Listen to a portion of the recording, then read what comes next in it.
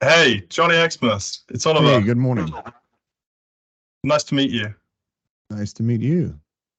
So you would have spoken to a couple of my colleagues in our marketing division who organized this podcast series. They told you anything about what we do, like why Yes. we do it? Yeah, I met with him for a bit. We've covered most of that. We were Hmm. supposed to have been doing this a few weeks ago, but something came up, so now we've rescheduled to now. I've been in contact with him quite a bit. Yeah. Nice, nice. Have you seen any of the other listened to any podcasts by any chance? I'm not expecting to have, but have you heard or snippets of some other ones at all? No, I have not. Okay, fair enough. I saw that you've been part of a fair few podcasts yourself. Yeah, yeah, absolutely. This is Yeah, one of my favorite things to do. I'm a public speaker by profession, so nice, nice, podcasts kind of roll into that. Yeah. fantastic. Well, I've got loads of questions, but I don't want to start asking them now when I know that we can cover them on lifetime or however you call it. But I'm just Right. going to run through a quick intro just for the listeners, and then we'll just get straight into it. Does that sound good? Yeah, that sounds good. Awesome. Hello, everyone. Welcome to the Security Spin-off series. I'm Oliver Linsley, cybersecurity consultant here at Hamilton Barnes. Today, I'd like to introduce a special guest, Johnny Xmas, technical director at GRIMM and prominent member of the security networking community. Johnny has been at GRIMM for over 3 years, where he leads training and education using his over 20 years of experience in the industry. Looking forward to hearing more about his journey in the security space. So, Johnny, how are you? I'm doing great. Thanks so much for having me here today. No, no, it's an absolute pleasure. So first of all, I just wanted to, I mean, obviously we can cover this at different time frames. But how did you get into your current career as technical director at GRIMM? So, I was actually on a bit of a hiatus. I had been working in the information security industry for about 10 to 12 years. And I was working for an Australian firm, which was setting up a presence in the US at the time. And they had decided to move the headquarters from where I live in Chicago out to New York. And I opted to not move to New York and just take the layoff. Um, it was a difficult decision, but I thought that was best for me. And so I was feeling very burnt out. I had been pushing myself too hard for many, many, many years. And I wasn't sure where I wanted to go, what I wanted to do next. So I took a bit of a time to just stop, reflect, take an accounting of what I have to offer and what would make me happiest, what would make me feel satisfied.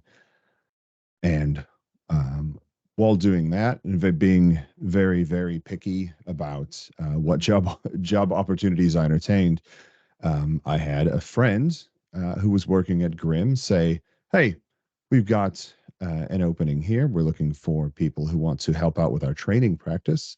Yep. And I said, "Hey, that sounds like it would be really fun. I get to do what I love doing, which is sharing knowledge, public speaking, helping bring more people up into our community and into our industry." And I said, that sounds like a good thing I could do in the meantime, kind of a stopgap. So I have some form of employment um, Yep. while, still looking. And I said, this will be good in the meantime. And I ended up loving it here so much and having such a blast doing it that I've been here I'm pushing 4 years now for my Yep. quote in the meantime position. Yeah. I don't see myself leaving soon. It's been absolutely the best.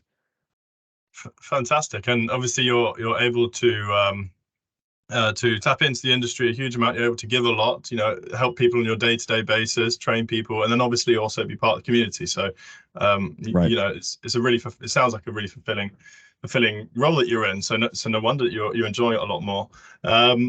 But just to now take it back a step. So, you took a period out, like a hiatus, like kind of a cool off period. Now, obviously, Hmm. just before that period, you were getting to some seriously stressful work, I assume. So how did you get to that point? From the start of your IT career to there, it's got to be some seriously stressful, build ups, and like I'm sure you had lots of journeys. But can you give a brief overview of that career history? I'm not sure. I'm not sure I could do it briefly. It's been a long, it's been a long and windy journey. I started off in music school on a music scholarship and working in the IT lab there because I just had a general interest in computers and engineering since I was a child. And I in fact never had a computer in my own home until I was an adult, and yet was constantly just obsessed with computers. If I was at someone else's home, as a child, I'd often be drawn to the computer, constantly touching the computer, constantly breaking the computer. And my first computer job was as I mentioned in the IT lab in college. Yep. And this was in addition to, required internships for the scholarship, those things. And so I was working quite a bit just to take that opportunity to work with computers. And this was also at a time, this was late 90s, when we still, as a civilization, weren't sure that computing and, computers, the nebulous term computers, as we used to say, we weren't sure that computers were even going to really be the way of the future. Many thought they were still a fad. Many thought they were going to go the way of video game consoles. But I was just fascinated and wanted to do it. So I learned enterprise computing from starting off in that college computer lab, and then working out from there. Let's see. I moved into doing systems engineering for an IT asset recovery firm, which is a company which takes in old IT assets that are getting tossed out and replaced and attempts to refurbish or just test them for functionality and resell them. Yep. I ended up getting stuck doing mainframes. I don't exactly recall how I got put in the mainframe chair, and it very well may have been that I said that I could, or that I was very, in that I was convincing in saying that I could easily figure it out. I'm great at that. You stick me in a chair and tell me I must figure something out, and I'll do it eventually. Yeah. And so I was doing mainframe auditing, which was very boring. But in the meantime, at that same position, they were building new warehouses. They were building 2 new warehouses, and I offered to set up all of the servers and run all of the networking cables and set up all of the networks, which I had learned much about during my previous job. And they said, sure, that's better than us having to hire somebody. Go ahead and try it. And so I taught myself all of that on the job. And I was, through much of this, very interested in hacking, offensive security, as they say. Not necessarily from the legal side of things either. I was quite a troublemaker, and learning about vulnerabilities and bypasses and making systems do things they weren't meant to do. But by way of that, as I'm setting up these systems, I'm setting up these networks, I'm aware of the vulnerabilities out there. And so I'm configuring them properly to counter for that. I list all of this on my CV. All these things I did that were not necessarily even part of my job, like certainly like security assessment and, vulnerability remediation and mitigation and compensating controls and things like that were not any part of my job whatsoever. However, it was something I had taken on and something that I did. And so I made sure to, list that on my CV, which I think is something that most people don't do, as a hiring manager. When I read CVs, I see a lot of bullet points that read like you've copied and pasted your job description from your previous role. And I said, no, I want to know, what did you do? What did you accomplish? Which often tells a much bigger story. And so I got very heavy into network security there. And then I moved into, that company went through some very hard times and eliminated most of the people. I was one of those. And so in the meantime there, I worked on my CCNA, my Cisco Certified Network Administrator or Associate, I believe. Gosh, I can't remember. It was so long ago. CCNA is what I do remember. And I said, look, I need some kind of like hard certification to be able to put on my resume to say, look, I really do know what I'm doing and I'm really dedicated to this. And so I had a friend who was nice enough to lend me the money to go and take a boot camp that was subsidized by the state for folks who were unemployed to get them technical training. So I took advantage of that program, but it still cost a little bit of money. Yeah. So I borrowed that money, and then I'm unemployed. I don't know how to look for work. It was the earlier days of the internet as well, so the job boards and the LinkedIn and things like that weren't as prevalent. And in the meantime, I was living my life, and my one of my favorite things to do was to board games. And I think there's I think Western society has seen a massive resurgence in board games in the past decade. I had a small group of people where we would do a monthly board game night, and had made the mistake of not mentioning my interests, what I do for work, that I was unemployed. I wasn't effectively networking, at these social affairs that were just friends hanging out. And of course, that, it seems to be logical. Why would I? But I had been going to this board game night for the entirety of the time I had been unemployed, and longer. And my roommate gets an email from one of the board game folks. It says, "Hey, we've been looking for somebody who can fill in a junior information security engineer slot uh, for like 18 months. And we cannot find anybody because let's say this is 2010, 2011. It was previous to the big explosion in the information security industry. Most people did not have any such things on their resume. No schools were offering an information security program at the time. It just didn't exist as a program. You had to take computer science and then hope your way in. Mm-hmm. Yeah, and comp sci at the time was very unrelated. It was a bad scene. So I said, "Hey, we're trying to find somebody. Do you know anyone who has maybe a good IT background and perhaps was as a hobby or a side project, maybe a bit into hacking and fooling around with computers and kind of engineering like that?" And my roommate says, "Oh, do you mean Johnny? You're exactly describing Johnny. That's all he does. That's all he talks about." And and and the person sending the email was like, you mean Johnny who comes to board games who has never mentioned any of this whatsoever?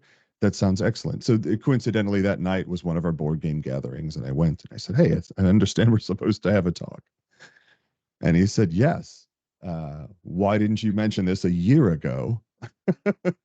Please come in. Can you come in? Can you come in on Monday for an interview? We'll set it up." And I said, "Absolutely." And I went in Monday.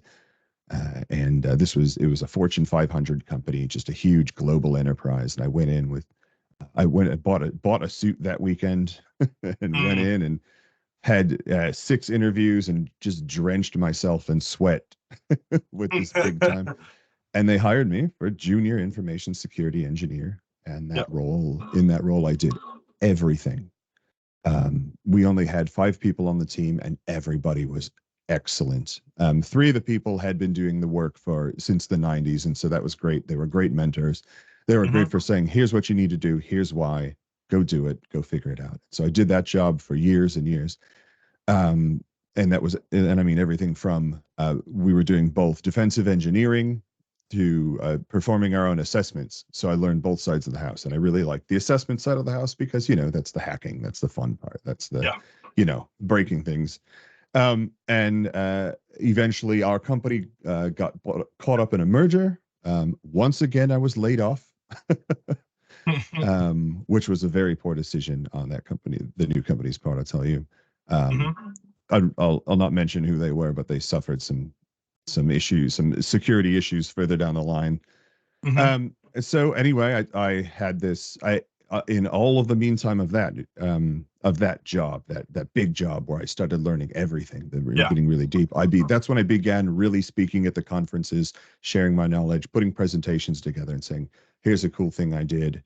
Here's why it's important. And here's how you can enact it at your own company," things like that. As well as I very much began pushing this career advancement. Here's how I got all of these jobs. Here's how I got into the industry. And that became very important as the industry blew up. The number of jobs available grew exponentially, but because the schools had not caught up, There were not enough people to fill the seats. And I said, here's how I filled a seat without formal education in this realm. And I'm trying to shorten it as much as possible, but a lot of it was networking. And so through all of that, becoming well known by this small group of people. It's a tiny industry when we step back and look at it. When you compare information security to other industries, there's not many of us. And so I became known in the community just by way of constantly being on stage and being everywhere. Saying yes to everything was a big part of my thing. If there is an event, a group gathering, something in the industry, yes, it's my calendar's open, I can be there. And through all of that, I had, when I mentioned, oh, I'm looking for work, I'm being laid off again. A friend of mine who was working for an assessment firm said, hey, you would be excellent for the type of work we do here. Do you want to come work here? And I said, yes. And so then I became a penetration tester for many years. Yeah. And then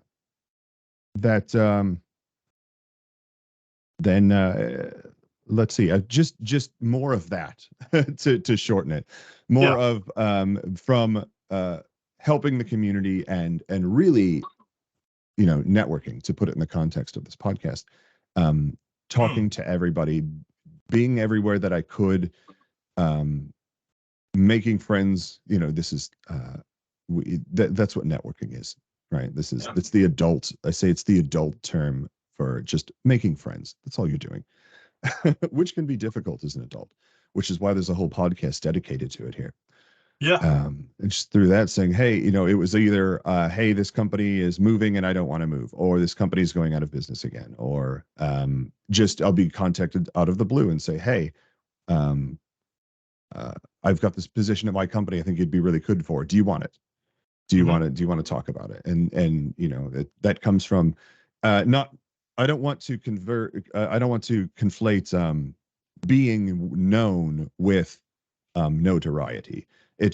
I'm speaking like I've made a lot of friends and acquaintances, associates, whatever your professional term you like to use is. I've met a lot of people who are great people, and I try to be great to them. I try to be great people, and that makes them, well, also, building my skill set up and being able to speak intelligently and authoritatively about the things that I know. Those things make people say, hey, what about Johnny? They make you think of Johnny. We should hit up Johnny and see if he's free. And so that's, in a world where I'm not sure what the stats are globally or in the UK. I know here in the States, the stats are somewhere around the high 78, 79, 76%, somewhere in there, of people have the job that they have currently because they knew somebody. And not necessarily nepotism, not because of some shady behavior, but because of a friend who worked there who helped them get in. And when you're talking about that high of a percentage, that really makes you think, gosh, that's must be the easier way in. And certainly it is. I will say, I will fully admit, I have not since working early retail jobs have I ever gotten a position simply by blindly submitting a CV and applying for a job, ever. And I've done that plenty, especially when I was on the recent hiatus. I was very actively saying, like, I wanted to be a director of security at a startup and help them go from no security, to help them build security programs out. I thought that'd be really fun. And so I was targeting those and just spamming like crazy. And I got some interviews, but nothing really went anywhere. So that's the hard road. Networking is the easy road. So that's how I got here. That's my short version. Well, it sounds like the root to networking, right? Like that is honestly what we count. Like that's exactly what we speak about here. And I can completely agree with that. Of that, I always ask that same question about how they got to where they are now, and it's always been, I started like adding to the community this way, or I started listening to more, started reading more, started engaging more, and 9 times out of 10, it's led to a situation like this where you're talking about how you met somebody somewhere, and they're part of a community of other professionals, and that's been a big break for them. So it is it's brilliant that you can just lay it out right there and say that's honestly how you've got there, because it's so common. It's so common. There's a really strong community. Hardly a unique story. And especially, Yeah. we have this community where we're desperate for people to come work here. So that makes it even easier. We're trying to hire people. We're trying to find you. No, absolutely. I mean, I was going to ask you about how you feel like networking and connecting with the community has supported your career, and sounds to me like it's just explained itself. They go they go together, don't they? Right? Yeah, absolutely. It's not just something that's there for, when you're asking for help, when you need to ask someone a question. Oh, I know somebody who does that. It absolutely is a matter of building rapport, having someone know you, and getting those doors open. It's a way for, and not necessarily even actively. You can be you can be the only one looking. You could be out of work looking, and you see. I love LinkedIn for this, and I'm not sure if many people take advantage of it this way. You may see an opening at a company that looks interesting to you, and you say, I want to apply there. But as we just discussed, the chances of you getting that job simply by filling out the application, pretty small. Very slim, yeah. But I like to look at the connections and go, do I know anyone who works there? Have I met somebody in the past who works there? Or do I know somebody who knows somebody who works there? Yeah. That's the big one, because all the chances of knowing somebody who works at that company are either small or you already know them, right? Yeah. How depending on how large of a network you've grown. But there's a better chance, because our industry again is so small, that there's somebody who knows somebody. And so tapping that option, saying, hey, I see a couple of people at this company. I'm looking at this job. Is there any way you can put me in direct touch? Something like that. And that often works wonders, because then you also have instant, what do they call it? Not referral, but you instantly have someone. Yeah, there's something that you could talk about. There's something that you have in common, something that you guys have touched on before in the past, whether that be a relationship with a mutual friend in some way or another. There's going to be something to break the ice initially and be like, how about that? We both know that. As well as a trusted contact of saying, hey, here's this person that I know, and I vouch for them. I say this, you should really hire this person. And I would absolutely rather trust my friends to tell me about someone than to trust a CV, than to trust an interview. Interviews are terrible. What do you learn about somebody in an interview? Practically nothing. How long is the average interview? It's about an hour, maybe 90 minutes. And now that's how you determine who you're going to hire for the next 5 years. It's a horrible process. Yeah. And it's really easy to mess up. So I hate interviews. But the necessary evil. You certainly shouldn't blindly hire anyone. But you having someone do that intro already, I would say, lubricates the gears and kind of gets you in a little faster. No, absolutely. It's something that we find all the time. Being immersed in the network as such. There's always going to be subgroups. Whether you connect with people about a technology group, whether that be CCNA, or whether it be a collegiate one, or whether it be like, say, I had a guy on recently who who would run a seminar on top of a mountain in Canada. So it's like, there's always going to be something which you can connect upon, and really build something beautiful, because you make friends at places that you never expect to, and then you start to realize that it's really, we're a lot more similar than we think we are. And that CEO at Cisco and you just graduating from whatever courses that you've done, you really are just the same same build up, and it makes me feel a lot more comfortable with actually pushing out there and meeting new people, when you start to realize that we're all really very similar. Oh, absolutely. And especially when you through conversations with these people, you realize that nobody knows everything. Nobody is an expert in every possible aspect of information security. It's impossible. You can't be. And so we all have our gaps in knowledge, or things we wish we knew more about. And then as talking to other people, we start to realize so do they. And regardless of how long they've been in the industry or what their position is, they go, well, here's their focus, here's their expertise, and you find they're asking you about things that you're building up an expertise in because they don't know much about it at all. And now you're talking to, some CISO or something like that, Yeah. and they're genuinely interested in what you have to say. And at the same time, also you find out you're all human beings, Mm. you have a dog and maybe you're into motorcycles or something. We all have hobbies. We're all into, I meet so many executives who are big gamers, which, historically, traditionally was not something you would ascribe to the big man in the suit. Mm. And it's been such a great icebreaker to come and Yeah. go, well, what games are you playing? Are you on Tears of the Kingdom yet? Something. Yeah. It is amazing to see their faces change, like their eyes light up and go, oh yeah, check this out. Did you get here yet? I'm 100 hours in, and I often ask these guys, I go, when do you have time to even play? And these, I have one great friend who's a CISO at I'll refrain from mentioning companies, but a global CISO for a gargantuan food production company, and which is intimidating. And he's just one of the funniest, nicest people. I love every second I get to talk to him. And we're talking video games. He's a big Fallout fan, and I said, when he has like 5 children, I think an equal number of dogs. I go, when on earth are you playing Fallout? And he says, every couple of days when I'm just ready to go to bed, my CEO will text me and say, hey man, you want to get on Fallout? And That's good. and I'm not gonna say no, because you know what?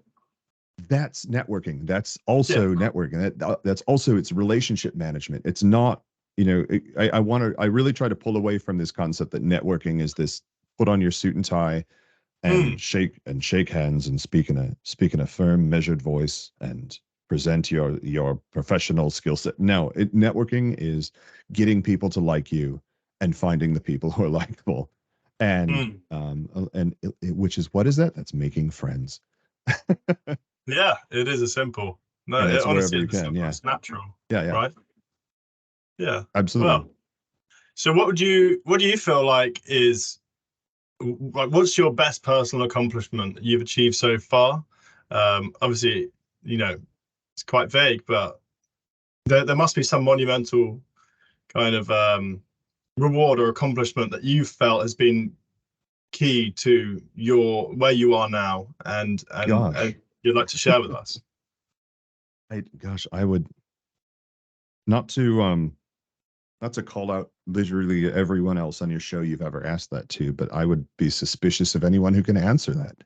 That's no, I don't ask that to everybody. I wanted to ask. Okay. The thing I'm most proud of, which is a strange thing to say because I actively try to not get a big head. I try to not be prideful of things, but the thing that I think has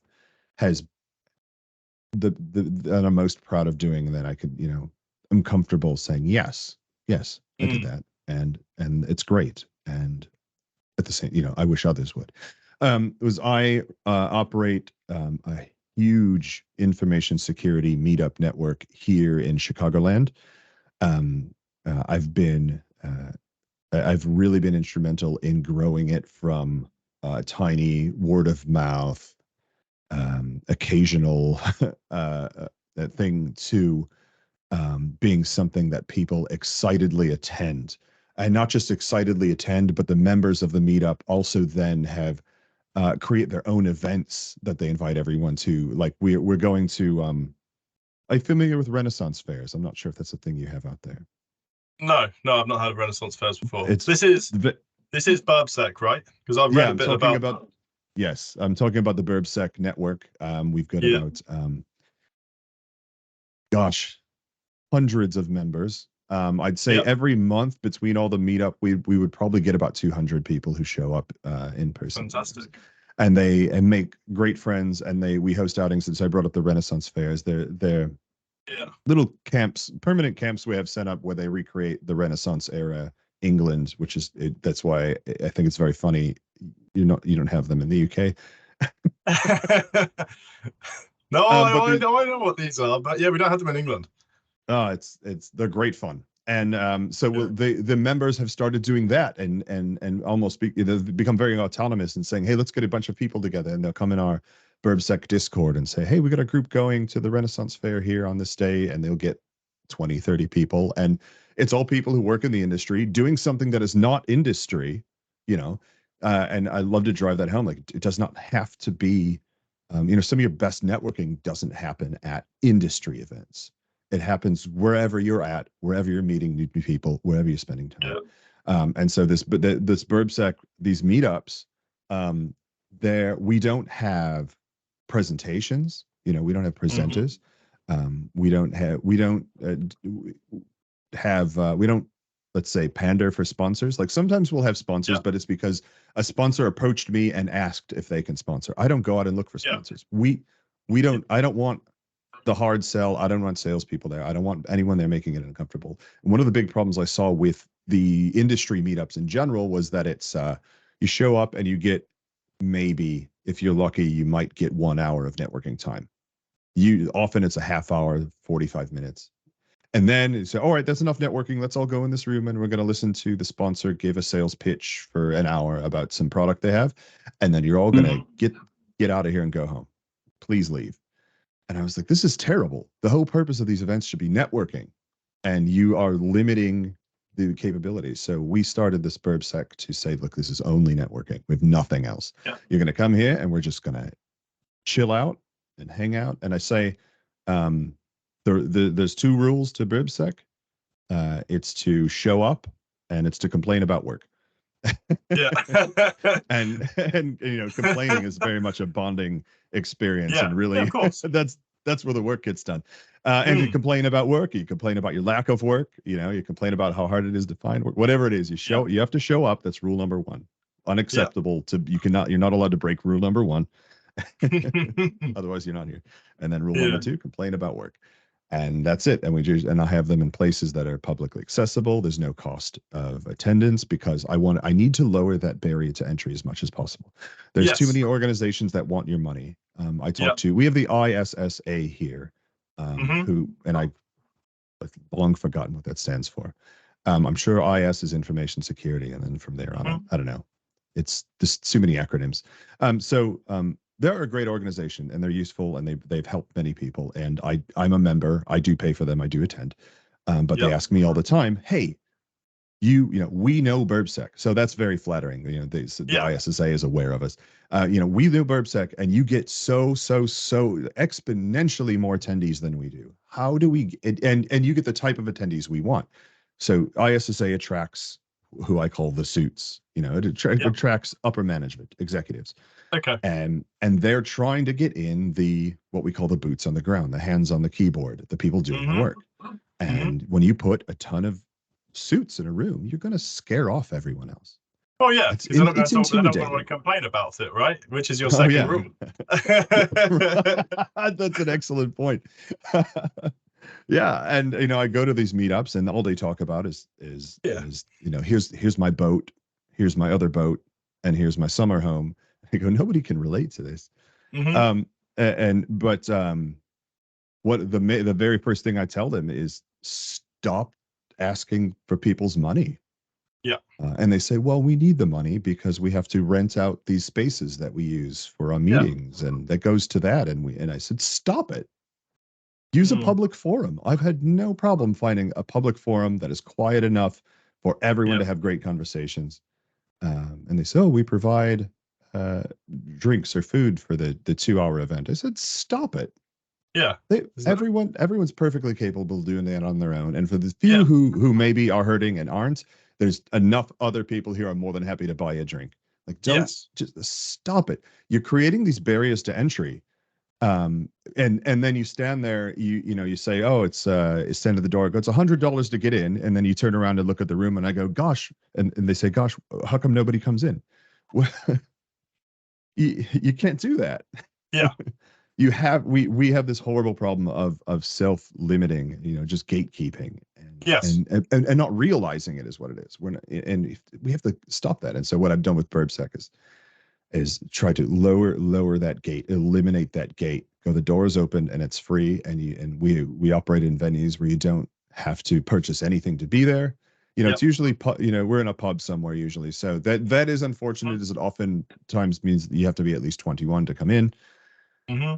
Outside of that, it's been excellent. You can show up, Yes, have a great time, and no end of people have found work and advanced their careers from attending, and that's something I'm happy to say I'm proud of. Mm-hmm. That's no, honestly, that is very fulfilling. No, honestly, it does sounds a lot of fun, and I like your attitude with it as well. I like, the ethos behind it, and it just being, what we do. It's just like enjoy yourself. This is Yeah, it's what you're we're gonna all do. just people, and like it comes back to, we're just making friends. Yeah, yeah. Okay. So, what about your day in the life? So, what does a day in the life look like for you at GRIMM? Day in the What's the life, first it thing you do? depends. So oftentimes I'd say I'm about, um, let's pick a busy day. Yeah, Busy please. day. I'll spend half the day actually delivering training. A lot of times people ask, like, why is the director of training here actually the one delivering the training? Shouldn't you have your trainers under you doing that? And Hmm. well, they do, and I love them. I took the role because I love doing it as well. And I suppose Yeah, as the director, I get to say who does what, and I say I'm going to get to deliver some trainings. And so, uh, I get to. I'll admit, I strong on some things, and I get to pick and choose which ones I get to deliver. I take the ones yeah. I like. It works hard to be up here. I'm going to get a little bit of a reward, and Yeah, of course. so I can't say who I'm training, but not to be sneaky or whatever. I just, that's how the contracts work. We're just not allowed to mention. Hmm. But the courses I like to teach are incident response and Yeah, host for forensics are my two yeah, favorites. And so on a busy week, I'm teaching that for about 4 to 5 hours each morning for about 4 days that week. yeah. Those will be virtual. We like to break up the virtual and make it no more than 4 hours a day, because asking someone to sit in their desk chair and just listen to someone drone on for 8 hours, it gets to be a bit much, and your attention starts to wane. Yeah. Yeah, so we'll do about 4 hours of that, and then I'll wrap that up, and then I'll get to the rest of my work, which is a little bit of administrative work that could be one-on-ones with my staff. Yeah. I make sure to once a month do at least 1 hour of sit down with each person on my team and just Yeah. chat. Do the two-way conversation thing. Sit down and go, hey, and very. I like to be very candid, casual in the one-on-ones, and say, "What's up? How are you feeling? How are things going for you? Mm. What are you worried about? What do you want to do next week? What do you want to do next month? What do you want to go with this? What do you want to do next year? Sort Yeah. of things, but also just the like, how are you? Or talk about, things that may have been divisive inside the company, and get just very candid discussions of, it's okay to be emotionally affected by the things going on here. What are you angry about? Sure. Does somebody do something that just really rubbed you the wrong way and you want to hash it out? And maybe I should say something about it, or maybe I shouldn't say something, maybe I shouldn't run it up the chain, and you just want to Mm. complain about it just to get it out. Please do. Please do. I try Yeah. to be extremely candid. I try to be friends with everyone I work with. It Mm-hmm. helps grease the gears. It helps, keeping those doors of communication open. So sometimes it might be that, there's the uh, administrative stuff of, well, heck, I have a budget that I have to manage. And so I have to look we're a consultancy at GRIMM. And so I have to look at, our contracts and the amount of funding that projects have, and say, okay, how fast are we burning through this funding? Mm-hmm. Do we need customers to give us more money for something because it's running low, or are we spending too much time working on a particular thing and not getting anywhere? And I have to come in and address and go, hey, let's stop doing that. It's not going Yeah. anywhere. Let's shift focus on this thing or that thing. It's a lot of that. Uh, emails, and the emails are a lot of business development. Yes. We don't have a sales team here at GRIMM. We don't feel the need. We don't like salespeople because nobody does. Mm-hmm. We don't feel it's effective. We at GRIMM have built a great network uh, of people that we know as a company and people who know us. Yeah. And so word of mouth has been amazing for us. You know, when you do a job and you do it well, and you do it in a manner that's in favor of the customer, even if it's maybe on occasion a little bit at a sacrifice of yourself, Mm-hmm. that goes a long, long, long way towards spreading that word about, you know, how great your company is, and of course how great you are as a person. And so it's interesting to meet new people. So I work for GRIMM, and they'll go, "Oh, I've heard about you. Oh, you guys do some really cool stuff." I said, "Oh yeah, what have you heard?" And they've heard about some, you know, of course, some really cool stuff we've done. But it's, you know, when you are an ethical, um, dedicated company and an ethical, dedicated person, that word spreads fast. Yes. When you know, when you're not, when you're truthful and forthcoming with what you're able to do and not able to do, you know, that goes, I'd say that goes the longest way. Being able to say no and being able to set proper expectations, you know, instead of selling someone the moon because you're worried that otherwise you won't get the money, set those expectations, you know, be Yeah. realistic about what's going to happen. Um, because that's, you know, otherwise you're going to disappoint them and they're going to say bad things about you. They're going to say, "Oh, they Mm-hmm. promised me the moon and I didn't get the moon." Um, you know, always strive to deliver the moon, but don't promise it. And so there's a lot of Good that, a lot leadership. of reach, a lot of outreach, a lot of I would say out in reach, I guess I would call it. You know, people contacting us, and Mm-hmm. I'm the first line of defense for anyone who attempts to contact the company for business purposes. Yeah. And so I'll talk to them a bit. I'll see what they're looking for. I'll tell them what GRIMM can do. I'll Mm-hmm. get technical information, and this is why I'm a technical director. I still have my hands on the keyboard. I'm still doing this work. I still do research here at GRIMM. This is Mm-hmm. a mandatory part of the job for me. I said uh, I will. I told them I will keep doing research. And Yes. if that's not something you want, this isn't the place for me. Yes. And Grim is like, "No, absolutely. We've had every last person here to be doing that." So, Mm. and so I stay technical. I stay on top of the game. And so when I talk, that's why I'm the first line of defense, Mm-hmm. because I can talk, I can speak in technical details for most aspects of what comes in. I like Yes. to say I'm an inch deep and 200 miles wide in my knowledge of things in Sure. the realm. Yeah. Um, and so I'll figure out who they do need. You know, is this something group could do? Who should they talk to? And I love those conversations because even when they don't pan out into anything, even when it ends up like, you know what, no, that actually is not something GRIMM does, or it's not something GRIMM would like to do. Mm-hmm. Um, I still make those contacts. I still have a great conversation. Mm. I still make friends. You know, we'll talk for an hour, hour and a half, and nothing comes of it. But I can still add them on LinkedIn. I could still keep in touch, and I can do relationship management there. And heck, you know what? Maybe, and this has absolutely happened. Maybe I'll go work for their company one day. Mm-hmm. So like a very personal aspect to that as well. Not that that's what I'm seeking to do, but Oh, of it's course. just keeping But that door open. One of the yeah. companies I worked for, that I didn't mention just to keep things short, is it was a vendor, you know, and it was a vendor who had come into a company I was working at selling a product, and the company just didn't need the product, didn't need a product that did that. It wasn't the kind of business we ran. Yeah. But I had an absolute blast of a time hanging out with this guy and talking with him, and we went to Yeah. lunch and then we went to dinner, and then he came back. We thought the product was very cool, and we said, "Hey, can you come back tomorrow and just give us a demo?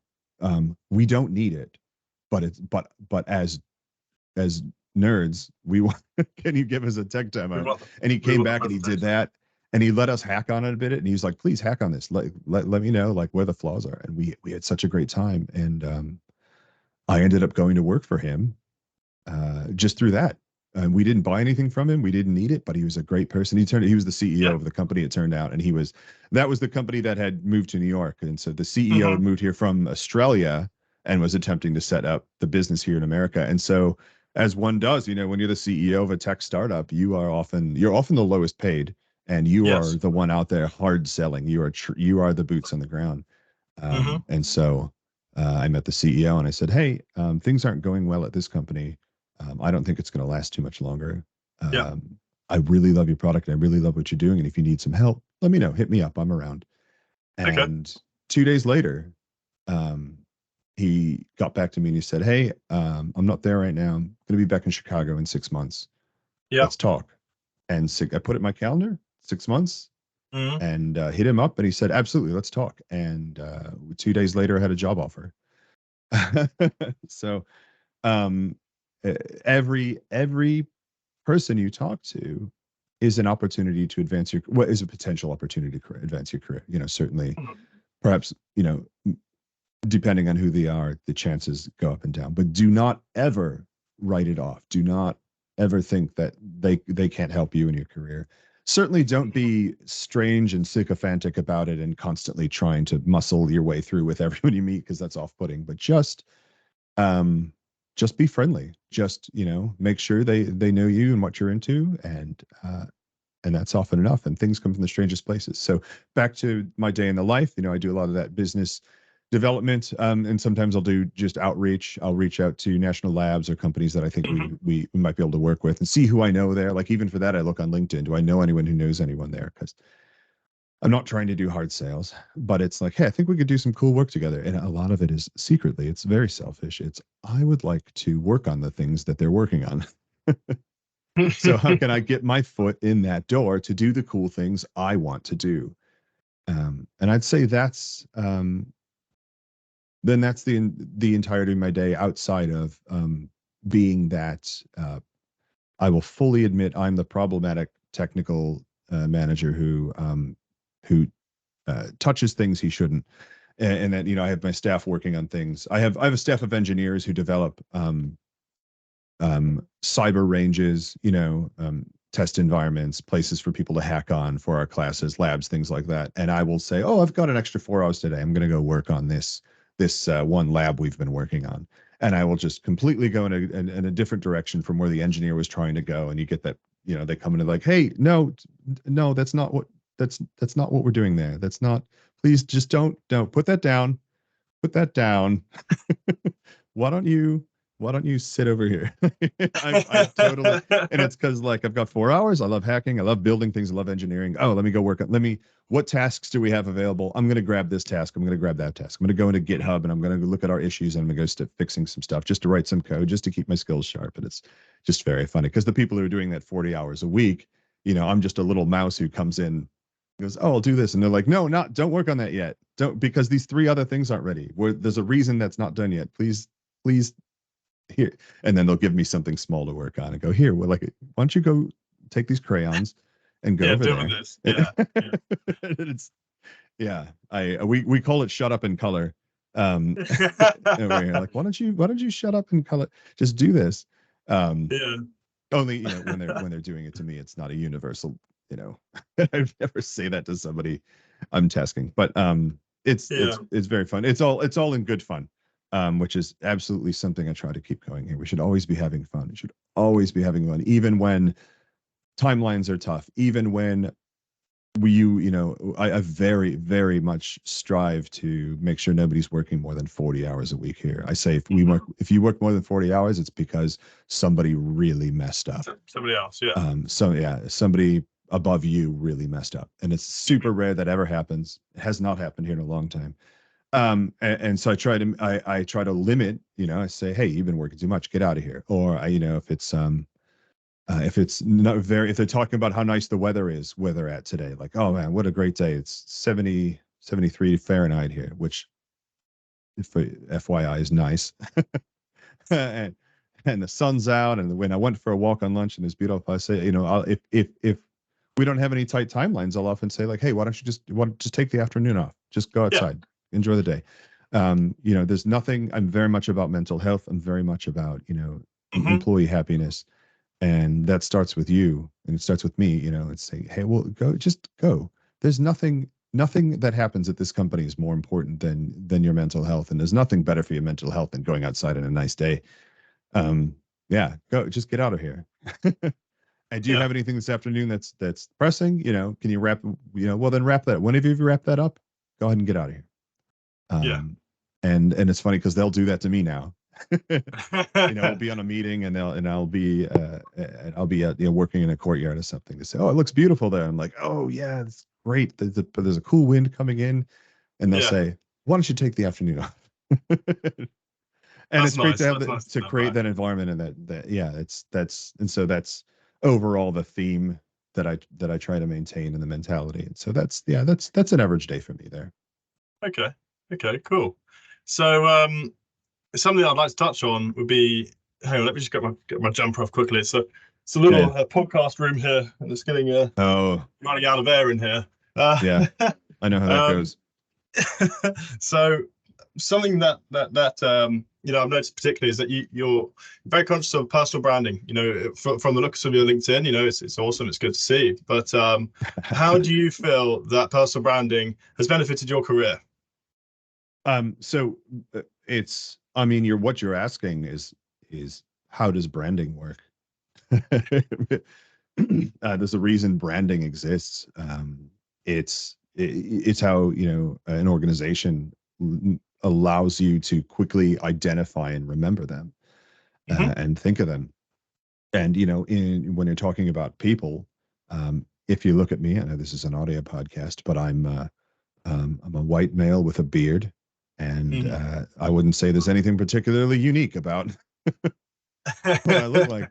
And so just remembering my face, I don't have a unique. And there's been, what, there has absolutely been times where I would say, oh, one of the recent times I was job hunting, it was when I was talking to that company, from the vendor who gave me the job offer, when he came back through town. I didn't want to accept it right away because I said, well, hang on, let me not jump the gun. Let me go see what else is out there. And Yeah. big conference in our industry called DEF CON, which some may have heard of, was coming up. And I Yeah. said, well, let me go do some job hunting at DEF CON. It's a conference. Hmm. That's practically what it's for. Yeah. And I said, well, I got to make sure I stand out and people remember me. So I shaved a big mohawk in my hair, which I still have now, Yeah. and I dyed it red. So I had a big red and Noticeable. very noticeable, memorable. And I'm going around, being highly technical, really, pitching myself, because I was going Hmm. there for job reasons, and with this big red mohawk. And so people absolutely remember that. And I'm not recommending Yeah. everyone shave a red mohawk into the head. But that we'll call that an aspect of branding. It's branding is what, makes you memorable, and makes people, and not just remember you as a person and perhaps your name, um, but what you do and what you're into, and that's what your Mm. brand is. And it's important to stay on brand, because it's easy enough to just be loud and have no focus. Yeah. And so it's important to remember who you are and what you do, so that they'll call you. I've been hit up, like I said, from people that know me to say, hey, we're opening a research lab here. I know it's things you do. Do you want to come in here and do research with us? In the face of, 300,000 other people who could have done that job. They thought of me because they remembered me. And how do they remember you? It's your brand. And Yeah. your brand does not have to be red mohawk, and No. you don't have to have logos and style guide and all that. It certainly helps. It certainly, yeah, I will say, if you want to give yourself an easy boost, um get yourself someone via whatever means you have out there. We have a few we call them jobbers here, where people and jobber sites where you can say, hey, I need a quick style guide, I need a Hmm. brand guide, and they'll do it for a few $100 or something. And make you a logo and things like that. It really does help to have that stuff in a professional manner. I have many friends who Yeah. have, and especially in these days when lots of things are virtual, especially if you're doing talking at virtual conferences. I have a little intro video that plays that's 15 seconds, and it's got my name and a Hmm. little sizzle reel, Yeah. and it just looks professional. People go, wow, this person must be really important. And I'm not, but it instills that, and they'll remember that, especially Yeah. compared to, you have to do something to stand out from the crowd in this Hmm. in this world now, in this industry where there are too many people looking for work. uh you have to do something to make yourself stand out. I agree.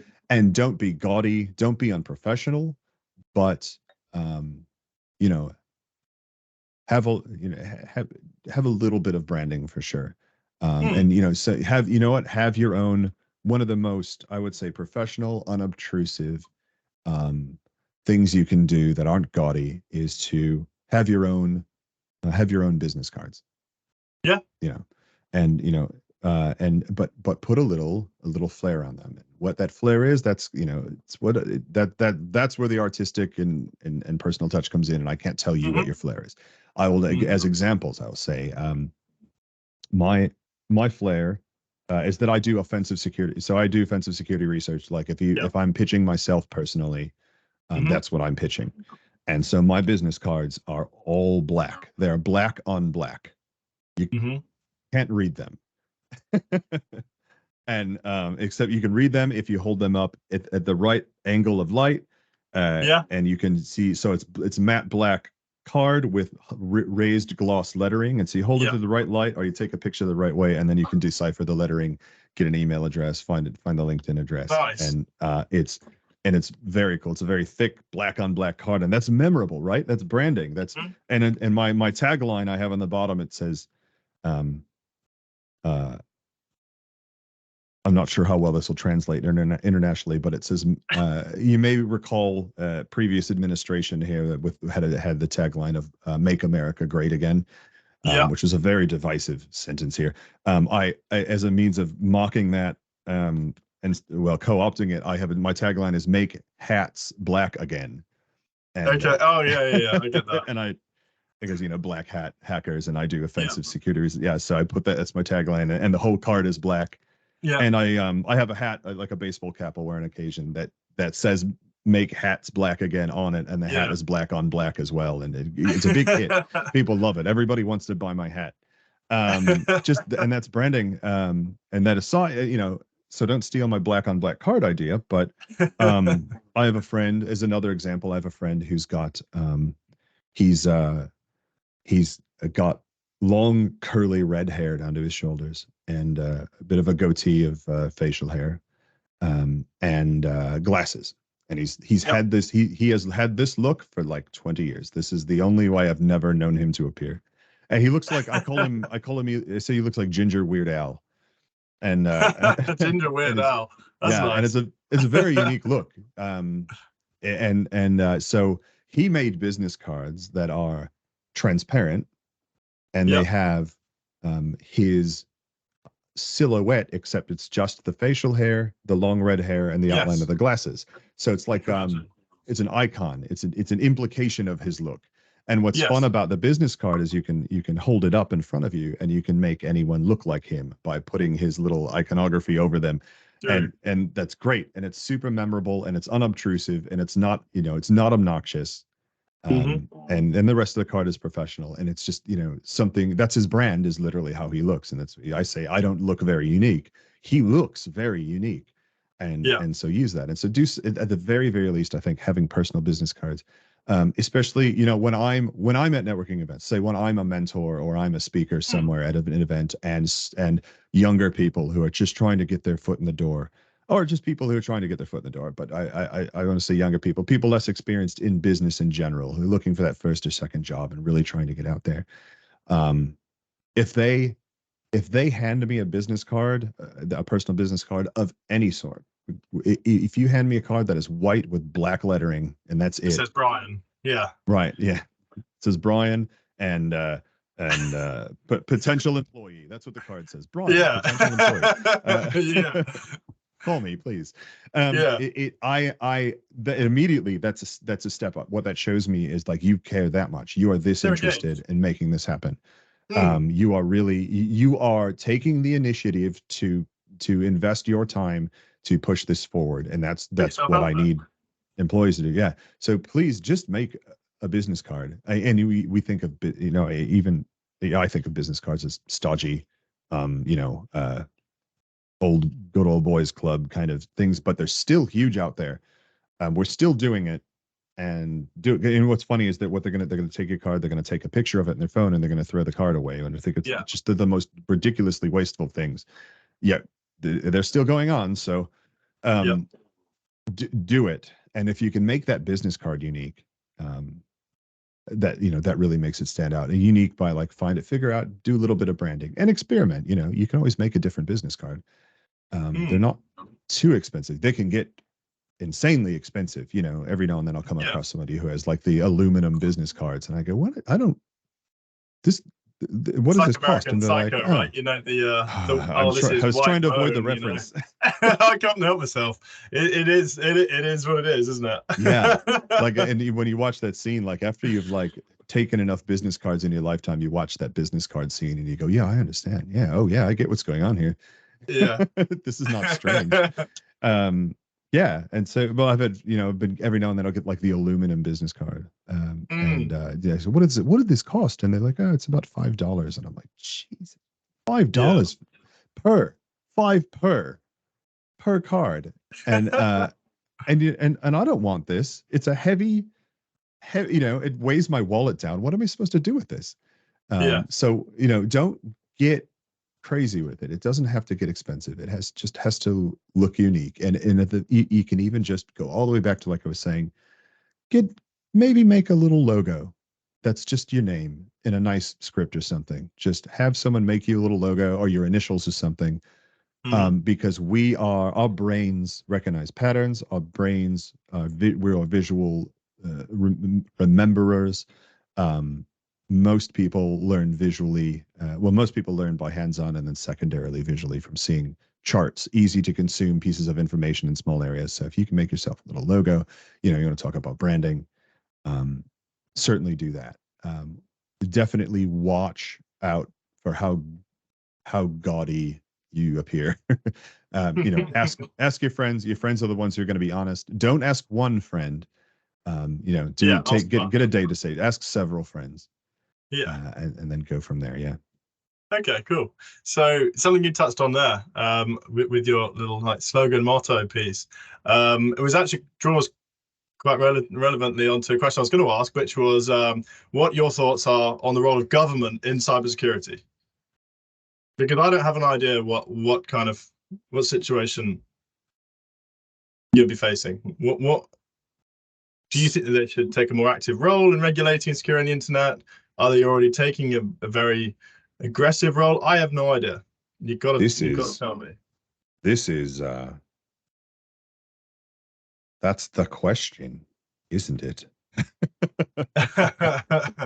So that's here in the States, it's a particularly divisive question because the division between the two parties we have here, one of the major divisions is what the role and size of government should be. And so we have the big government side and the small government side. And the big government side says, the government should be involved in all things in order to regulate and secure and make things safe and ensure equitable access and treatment to all things, and to protect the people, and those sorts of things. And then the small government folks say, well, the people should manage that on their own.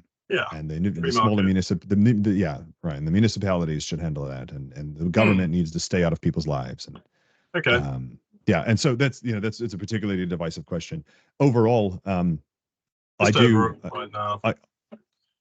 I can say I do work with a lot of government agencies here. I do help them out, at least as far as cybersecurity goes. And that's, I know the question wasn't relative to cybersecurity specifically.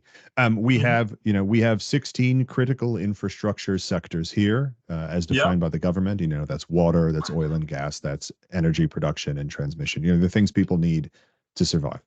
And so the government does set up regulatory institutions. Some of them are private, some of them are the government, depending, to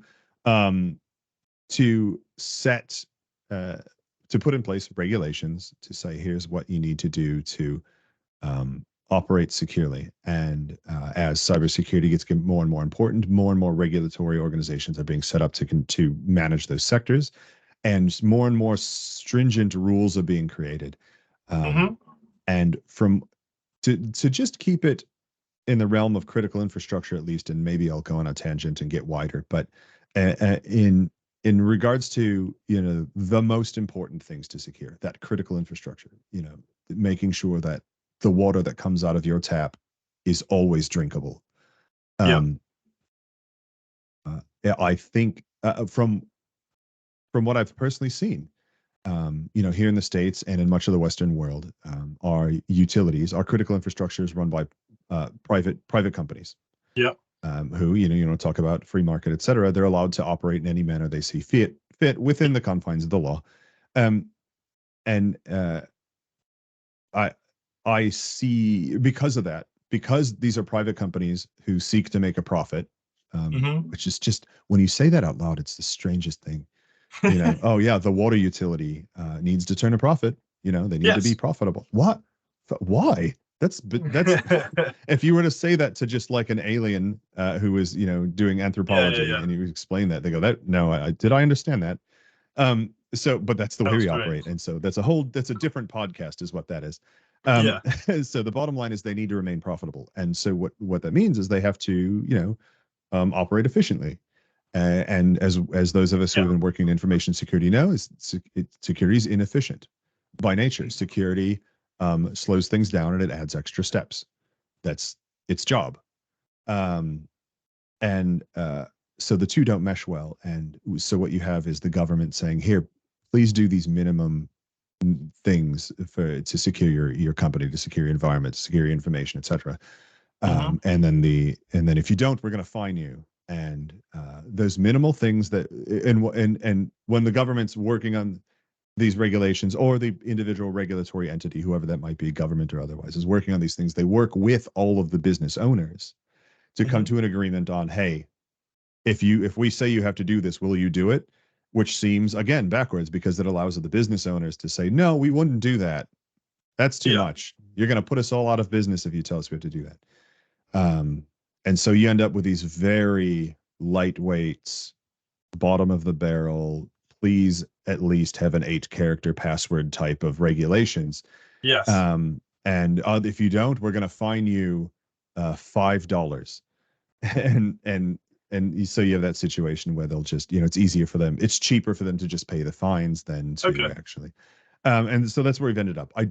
But I know that's not answering the question. To answer the question, for me, at least I'm taking stuff from that completely. It's the context for I think what this might be, which is the answer. When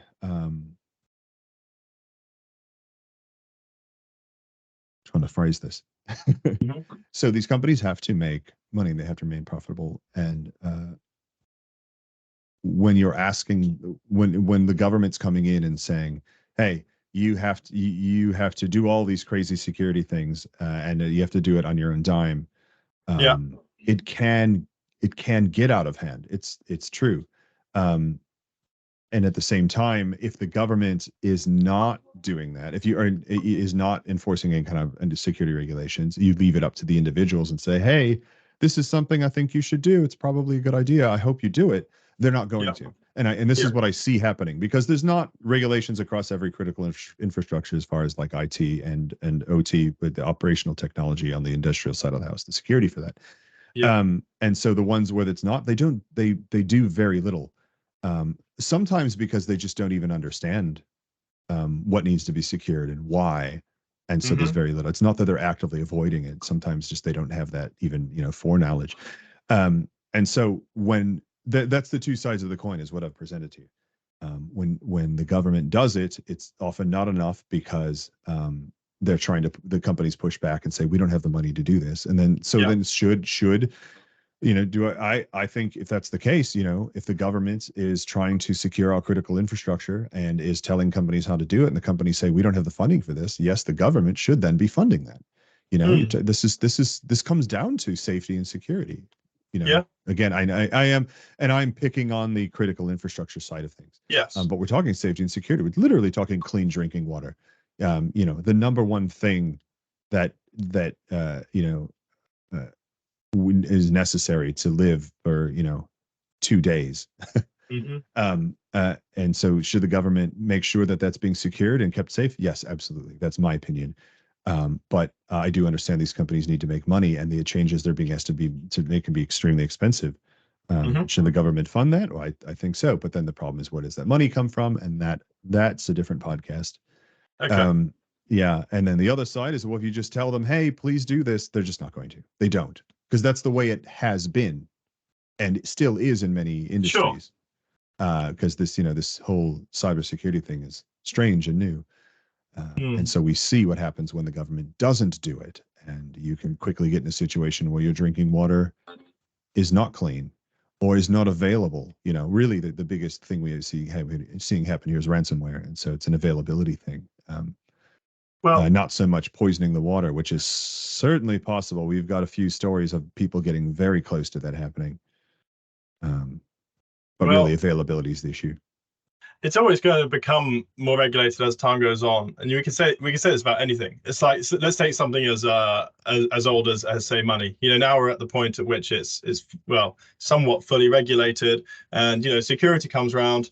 It will take time until it does become regulated, and then there's new things, and there's even newer things like cryptocurrencies. It would take time, and that will, and then even newer things like artificial intelligence. It would take time, and then that will become regulated. So it's always going to be a case. It's just a very long and winding road until eventually it has to become regulated. Otherwise, it's an inefficient market, and it's just unfair or dangerous. So Right. And I think the one of the big problems is they just, as these businesses are growing and developing and being yeah, founded, even they're not. We have to view cybersecurity as a cost of doing business. yeah, We have to roll that in as the cost of doing business. This is part of the operational cost, and they're not doing that. They're rolling. We know IT in general, that's a cost of doing business. We know we have to have IT infrastructure. IT can not generate revenue, right? IT doesn't make money. It creates the infrastructure that the company uses to make money. yes, IT costs money. IT will always cost money. And we write that off as, well, that's the cost of doing business. I need this IT infrastructure. It cost me this amount. I have to make sure that I'm funding that. And we have to roll cybersecurity into that. That is a new cost of doing business. I wish it was not. I don't want it to be. I wish I did not have to do this job. I wish this job did not exist. It's horrible.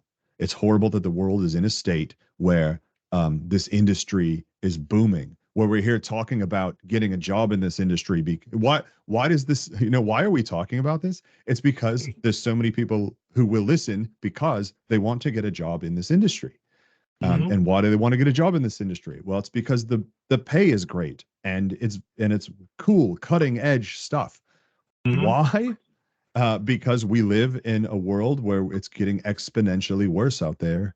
yeah, As class disparity widens, and I'm trying to step off the edge of being political, but the truth is, as class disparity widens globally, these criminals, for the most part, now if we put nation states aside, these independent actors, these threat actors and these threat groups who are not nation state funded, are generally operating and committing crime for the same reasons that generally throughout all of human history crime has been created, and it's that they do yeah, not have enough. they don't have a choice. They don't Yeah. they don't have enough to eat. They can't support their families, etc. And so they got sick of it, and they said, I'm going to go take the money. And that's what they're doing. And that's, Mm. literally how we get ransomware. And that's why we have crime. And so that's why we have cybercrime. And that's what's going on. And so we, not only has connectivity of companies gotten, more, everyone's on the internet, and how, we put more and more things on the internet accidentally. hmm Also, the civilization's economy is not doing well. And so as the distribution of wealth, it's more narrow, you get more crime. That's just Yeah. base statistics. And so that's Oh, absolutely. that's what we're You doing. see it day to day. Honestly, you Yeah. see it day to day. Like, and it will keep on going until at which point we reach the efficient marketplace, and everybody's happy and everybody's equal and somewhat.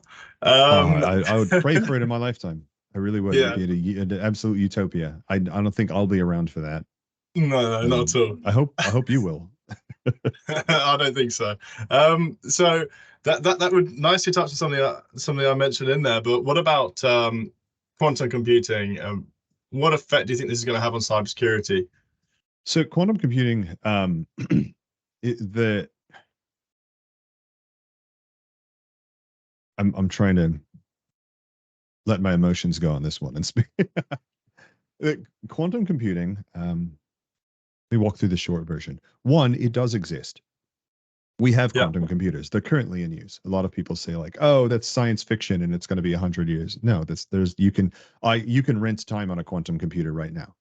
Hmm. And I want to talk about that. You can rent time on a quantum computer. So that means quantum computing right now is at the stage where computing was at, non-quantum computing was at in the 1970s, 70s, where yeah. you would, if you wanted to use a computer, you would have to go rent time on it from some Hmm. laboratory. And even through, and that's true today. If you want to rent a supercomputer, if you need supercomputing, non-quantum supercomputing, some high processing power, you have Hmm. to rent time on it. So we have non-quantum computers that are so rare and so highly powered and so valuable that you have to wait a very long time to get on a list to be able to use. You have to Hmm. you have to submit a paper. You have to apply to be allowed to use the computer. And that's not even discussing the cost of using that computer once you're approved. That laboratory has to agree that what you want to do with it is worth that It's worth its laboratory's time. time. Yeah. Yeah. So that's what's going on with quantum computing as well, except that there's far fewer quantum computers. And generally, all of the work being done on them right now is what the heck can we do with this? And they're not very powerful at all. And now, granted, with just how technology still continues to exponentially increase in power um, and capability, I think we're going to see quantum computing come around faster than we saw regular computing. I suspect we will see more actively, I say prolifically used quantum computing in my lifetime. But what I'm getting at also is that we are not. I do not personally believe, and I'm just speaking from what I've seen in my lifetime in the past, and I'm not a technology expert overall. I do not personally believe we're going to be seeing quantum computing laptops, in our lifetime. I don't think No, I'm it's too going far. to be answering my email on a quantum computing laptop. And so what I'm getting at with that is I don't see quantum computing being prolific to the extent where the security threat is outshining all of the other security threats that are more important to deal with. Okay. And that all that aside, if we look at the availability of quantum computing and say, oh, well, if bad guys have a quantum computer, they can, what are we saying they can do? We're claiming they'll be able to uh, um, crack all of our password hashes. Well, they'll be able to break all of our encryption, right? That's what they say. Oh, it'll destroy security because all encryption will be rendered useless in the face of quantum computing, which can calculate um, hashes instantaneous. Well, if your average criminal has this, um, generally that means average people have access to this, and so like it can be used for good as well. And so we're already, there are many companies dedicated to creating um, uh, quantum immune encryption mechanisms. We're already working on this. We know quantum computing is coming, and because we know it's coming, we can proactively start working on solutions for that. And it's already being done, and things already do exist. There's many people developing standards for like quantum hardened encryption methodologies. And so I wouldn't be worried about that. What you do need to be worried about is AI. you know um Sorry, and Johnny, just for 1 second. I yeah. had a message come up my computer threatening me that it's about to reset the computer now. I've I've hard All right. closed it. I've hard closed it, so I don't think it's going to be a problem. But if it cuts out in the next 2 minutes, Yeah. then that's what it is. It's a All yeah, right. but I don't And think it's going to. I'll just stay here for a few and see if you turn up. Yeah. All right. But so I'm really sorry to interrupt. I just had to say that because it was showing me Yes. a 4 down to 3 down to 2 minute timer, like a ticking bomb, and I've seriously closed it. But if I suddenly go, then you know Right. what it is. Okay. Right. Right. Really sorry to interrupt there. Perhaps that's an indicator we're talking too much. No, no, not at all. Not at all. Good. Um, No, well, I'm sorry. I'm sorry to interrupt your point, but no. Obviously, we were going on it very much in depth, and no, it We're, is we're fair. getting we're getting so far off the topic of networking. That's fine though. That's fine. People don't come on to here just to listen about networking. People come on to here to listen about real world, experiences Oh, and right. Yeah. interests. So no, that's absolutely It, fine. Um, Well, I mean, we've lost our point just slightly, but I would be interested to know, obviously on that topic, about what advice you would look to give someone who's wanting to pursue a career in the industry, and how you expect them to go about it. I think the number one piece of advice that I hand out um, Mm. is that nobody's going to give you a job offer when you're sitting on the sofa in your basement. Uh, nobody's coming through your basement going, "Hey, you looking for work? Why don't you come here?" It's Mhm. not going to happen. If it does happen, I would recommend don't Yeah. accept that job offer from the stranger in your basement. Um, Yeah. Yeah, probably not. yeah, that's where the cybercrime comes from. Um, Yeah. and that is to say, get out there, say yes to everything. That's the trick.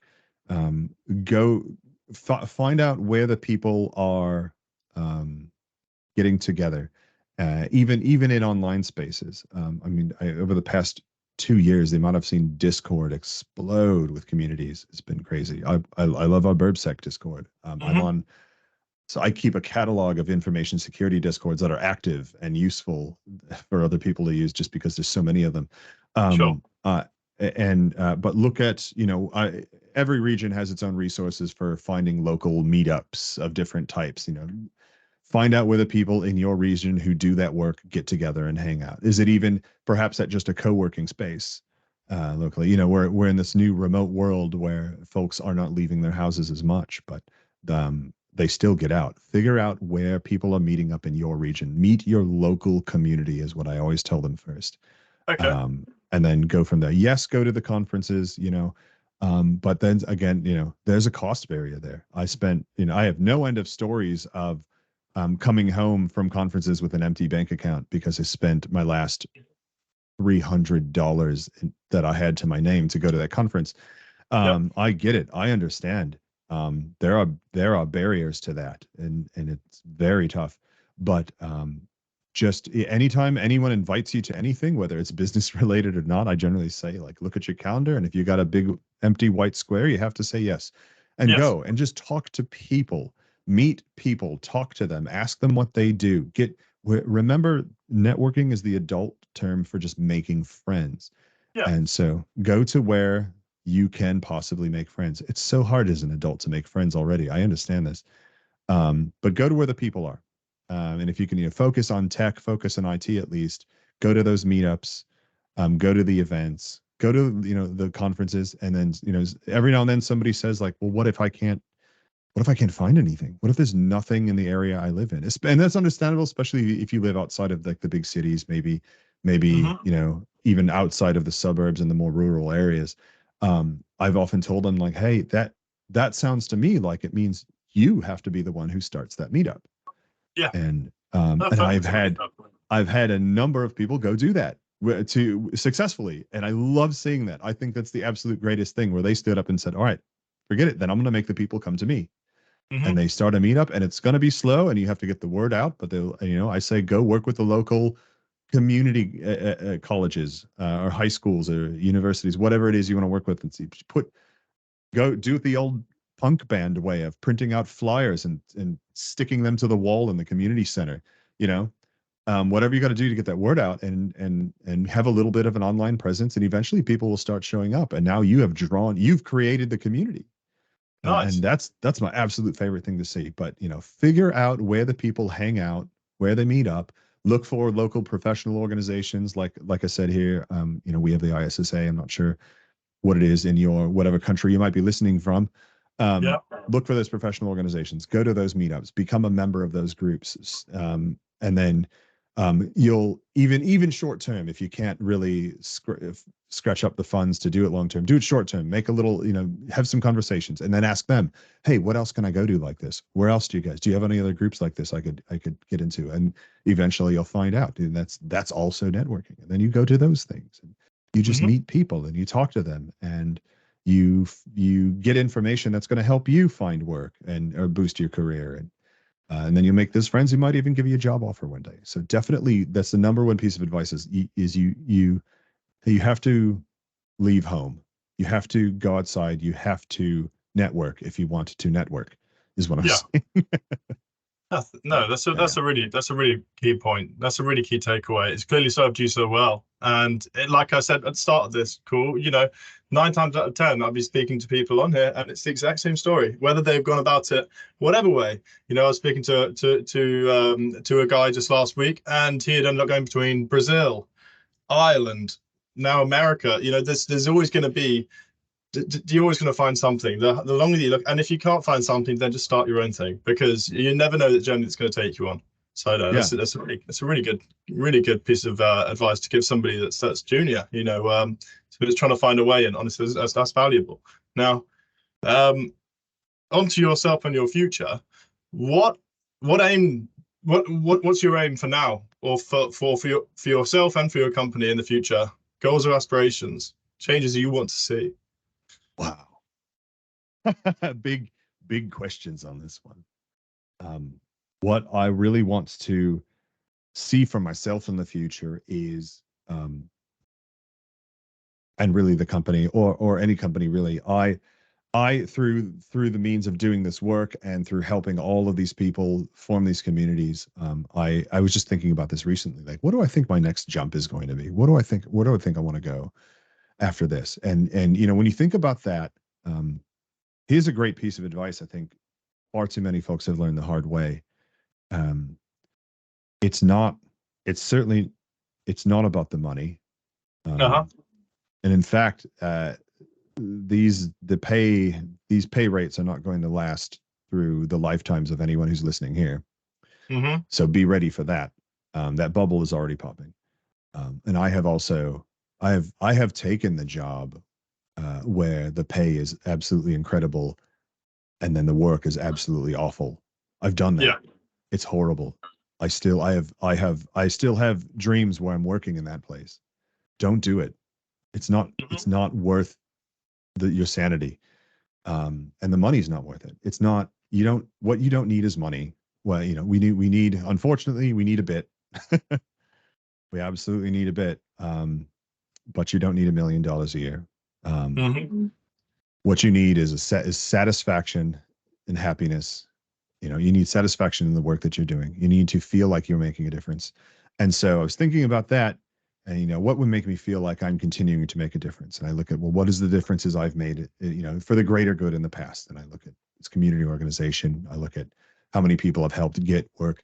I have a pair of YouTube seminars on my YouTube channel that I made in like 2012, 2013, something like that. Yeah. That I still have people come up and go, "Hey, I just watched your YouTube presentation on networking," and I'm like, does that still apply?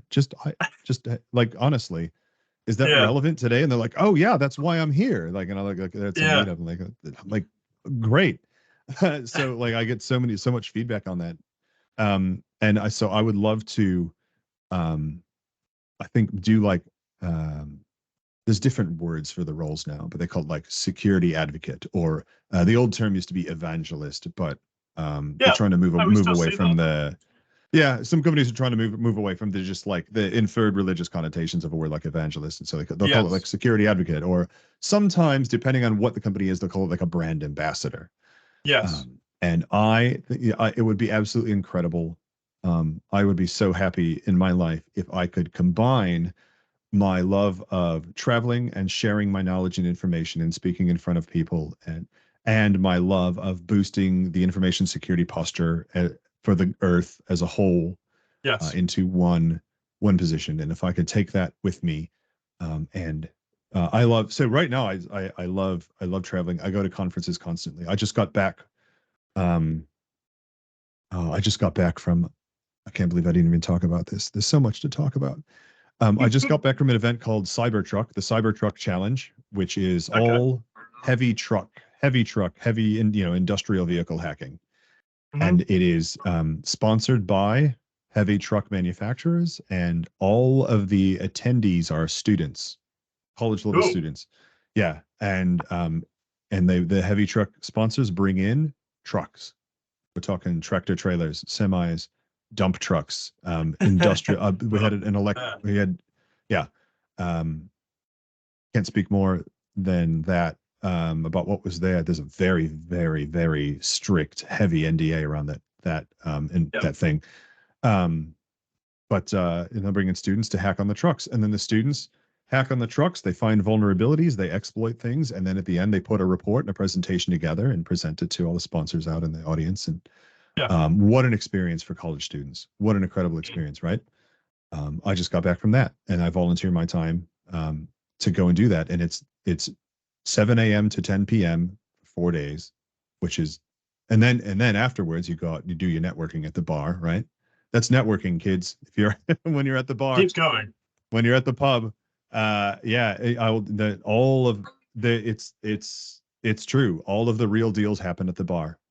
Yep. Um, but the daytime is very important as well. And so, I was, myself and the other mentors were lamenting in our group chat about how we were posting our stats of our sleep data, and who averaged the least amount, and like Yeah. nobody averaged more than like 4.5 hours of sleep an evening Wow. for the whole week. I'm absolutely exhausted. I came home, and in fact, I extended my stay just to see the city a bit and kept my same stupid sleep schedule. And I came home yesterday and I slept for 13 hours. Wow. And I have zero regrets, no Yeah. regrets, because I was able to go to this event and help stand up these college students who have such a passion. The main reason these events attract mentors like me who will donate their time and passionately assist is Hmm. because when I see these students have who are overstressed from school. Yeah. University is one of the most stressful things that you'll ever experience in your life. Hmm. They have no time, again, because of university, and probably because they have jobs. They are Hmm. taking their time, perhaps sacrificing money due to just not working, to Yep. go to this event for an entire week and just hack on trucks to learn. And Dedication. part of the event is educational as well. We teach. I taught a class there, so we teach them, and then they use what they learned on the trucks. Is how that works. And so when you go to these events where these students are sacrificing their lives to be here, that passion is palpable. It's clearly expressed, and I love working. That's what I want to see, and that's who I hire as well. It's the person who wants to be there because of Yeah. what it is, not because my university counselor said because I tested well on this I would be good in cybersecurity. I don't want to hear Hmm. that. Please go away. Um, yeah, certainly don't want to hear, oh, this is the best paying job I could find, so that's why I Yeah, applied. I don't hear No, that no, often. you're I out. don't even Get hear it. it. I Yeah, don't even see it. I think at least in Western culture, we have an aversion to discussing money and salaries anyway, so Yeah, that of course doesn't we really do. come up. But secretly, in the back in the back of your head, and in the back of it, I think just because money is such a core part of our culture, it's in the back of all of our heads. Like, oh well, Yeah. that's the better paying job, maybe. Yeah. Yeah, no, I want to see passion. I want to see things like, oh, look, in uni last year, I went to this Cybertruck event and I had to take a week off to go do all of this, and it was really, really, really grueling. But here's what I learned, and here's what I accomplished. And I go, that's beautiful. That is one of the Mm. most important CV entries I could ever think of. Please, if you are looking to get into the industry and you're lamenting, you have no work experience, and you think you're circling the drain with the old, I can't get a job because I've never had a job problem. Um, what are you doing with that no job time? Yeah. um, do your research, do your work, go to events, show me what you've done, work on personal projects. I tell people all the time, Awesome. go on GitHub and look for something that you use and that you're interested in. Look for an open source project and go and click on the issues tab and start trying to fix issues. Sure, you don't know how to write code or something, but like this is how you're going to learn. Yes, it might take you 6 months to fix an issue that it may have taken somebody else on there 2 days. But you know what? Nobody was doing it. So what does it matter if it took 6 months? You did it. And now, like, you put that on your CV. You go, hey, I work on this open source project and that open source project, and I wrote code that does this, this, and this. Beautiful. Thank you. Exactly. That is super effective CV entries. I don't want to see business name, title, dates. I don't care. I do not care. Yeah. I want to see, business name, just so I can know what type of business it was.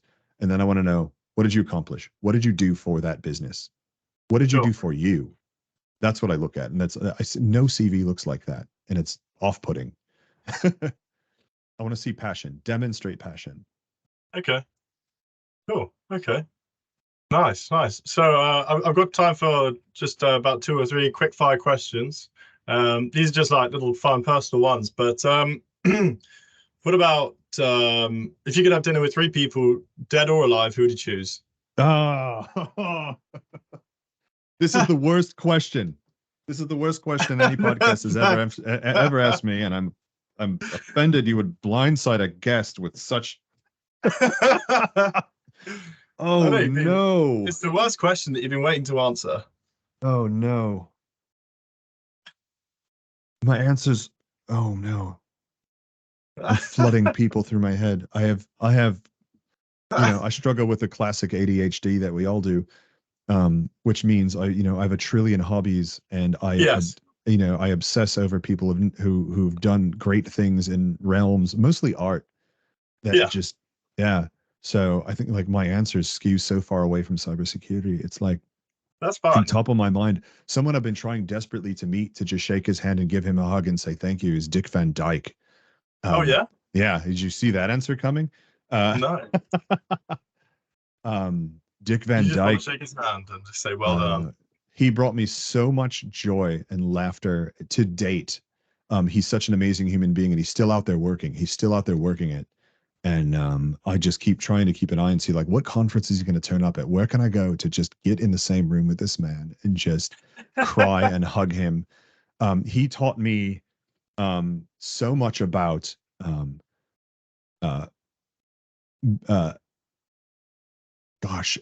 acting and being personable and improvisation and being the importance of being a jack of all trades. He's an incredible street magician.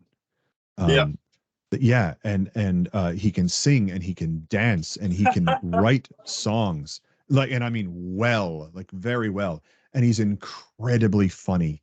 And it comes from a lifetime of being dedicated to understanding the arts that he is trying to master, and knowing that they take work and practice, and that knowing that you will not be good at them at first, and nobody is, and to get to the level of mastery of song and dance and comedy that he has, and to also be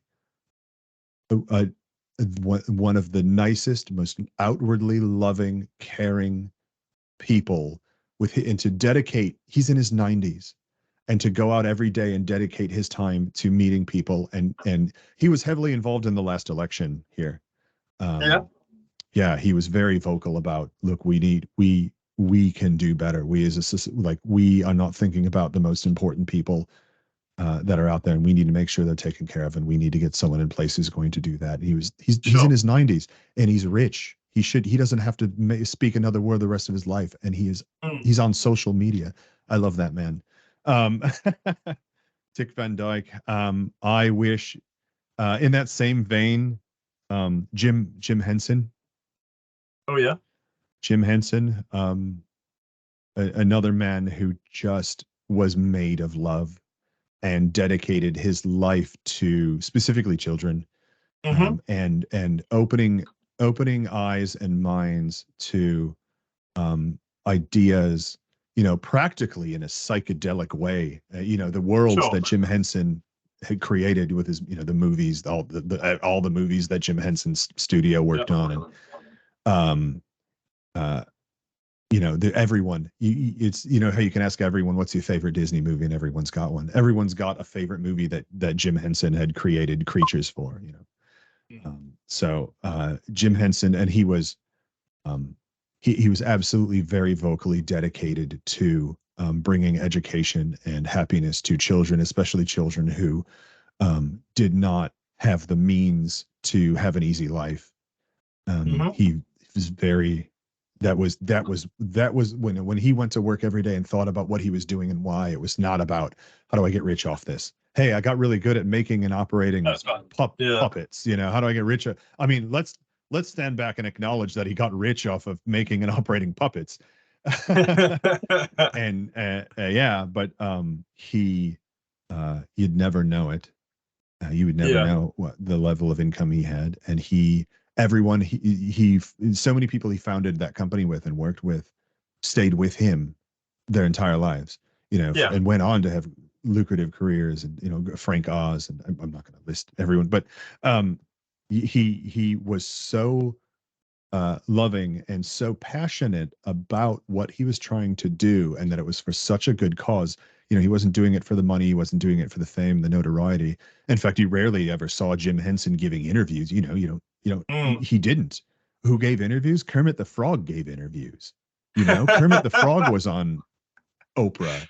Jim Henson was not, you know. And that was, and he was always adamant about not breaking the third wall. He's adamant about, like, look, no, we have to make sure these characters are always seen as individual people and personalities. You can't say, oh, here's Kermit's strings and sticks. You can't ever show that, because these, like, then you're destroying this world that children have been brought into, where they trust, because they're being taught, like, here's how to be kind.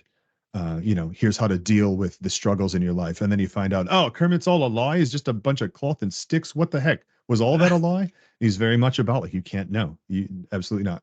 Kermit is an entity, and we need to respect that. And because he, wanted to bring that world to children. So that's two. Oh man. Gosh. The third would be a musician of some sort. And that would be so hard, because I went to music school. And also I love music since I could stand up and dance age 3, Yeah. And that's what makes this question so hard, is I don't know. There's so many musicians who've been so instrumental in just pushing music forward, and then forget pushing music forward. Who's a cool person to have dinner with? Yeah. I think David Byrne. Here's my spectrum. David Byrne on one side, who's literally written a book on how to listen to music. Right. And it's amazing.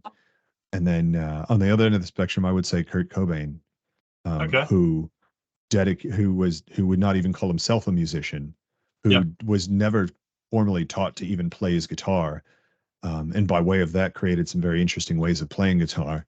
Was famously struggled with drug addiction and mental health issues, and struggled with fame, and certainly did not want to be the kind of person who would, like, sit down and have dinner with a fan.